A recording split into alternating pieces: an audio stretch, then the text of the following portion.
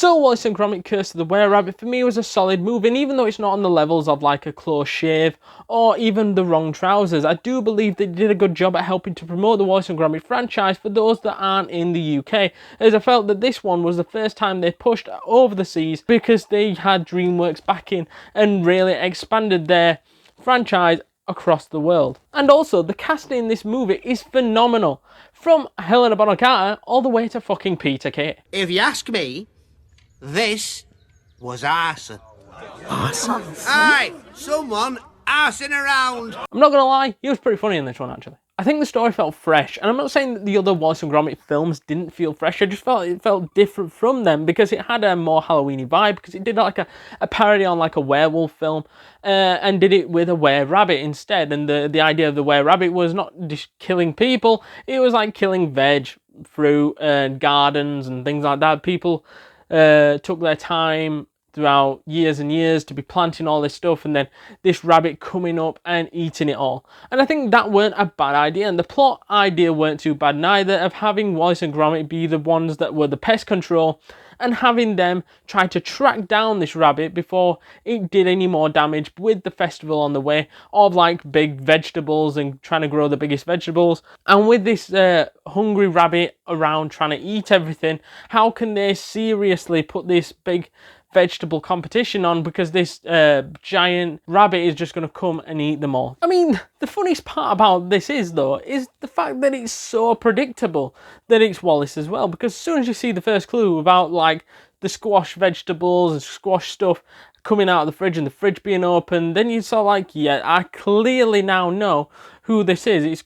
It's going to be Wallace, and then the footprints up the stairs as well. But it's sort of like, it's meant to be that way, and it's meant to be that funny, because like, oh, you know who it is, but the funniest thing is nobody else knows who it is, and I think it's such a great idea, that, because that made it more entertaining of seeing if Wallace would even figure it out, seeing if he was the were-rabbit, and the time where he finds out is with the bunny ears draped down his shoulder.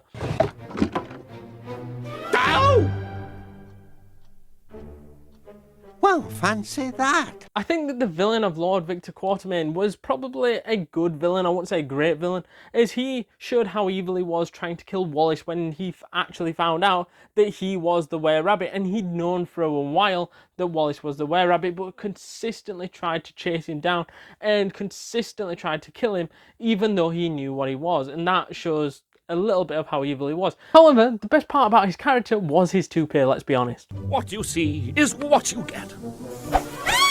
What the... I think the ending was decent as well, of the villain being chased off, and also I think what was good was the rabbits being released into the Totting Hall grounds, in which is where the film started, of Wallace and Gromit sucking up these rabbits out of the Totting Hall grounds and then stored them or whatever. But now I think putting them back into that as sort of like a rabbit reserve felt like an alright ending for the film, and turning Wallace back to his normal self weren't a bad thing either. Before we jump back into this video, guys, please do us a massive favour and smash that subscribe button, because you do not want to miss a thing this week, next week, and the week after, because we've got tons and tons of content planned for you guys, and you can do us a massive favour by smashing that subscribe button, joining the community, getting updates to all the latest videos, from the YouTube shorts to the actual videos. It is well worth it, completely free, and you will not regret it. So to summarise this movie then, for me, is a 7.5 out of 10 and a great film. Let us know your thoughts down in the comments down below. Good, bad, terrible, amazing. Let us know all that jazz down in the comments down below. And if you haven't yet seen our movie review on Over the Hedge, check that out right now.